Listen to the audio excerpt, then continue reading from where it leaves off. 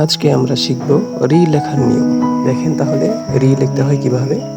তো আমরা এইভাবে ছোট্ট একটা বৃত্ত দিয়ে উপরের দাগে নিয়ে ডান দিকে একটু নিয়ে আসবো। তারপর আমরা ডান দিকের এই মাথা থেকে বড় শেপের মতো একটা শেপ আঁকাবো। নিচ থেকে সোজা উপরের দিকে নিয়ে যাব। লম্বা দাগগুলা যেন সবসময় সোজা থাকে সেদিকে লক্ষ্য রাখতে হবে। তো বড় শেপের মাঝখান থেকে এক নিচের দিকে টেনে এনে উপরের দিকে সোজা দাগ নিয়ে যাব। তারপর এখানে অর্ধমাত্রা দিয়ে দেব। এ হয়ে গেল রি। লেখার নিয়মটা আবার দেখেন, এভাবে গোল করে নিয়ে উপর দিকে নিচের দিকে নিয়ে আসবো। তারপর বড় শেপ আঁকাবো,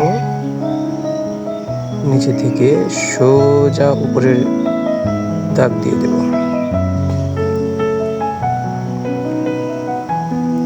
এরপর মাঝখান থেকে এই দাগটা নিয়ে আসবো,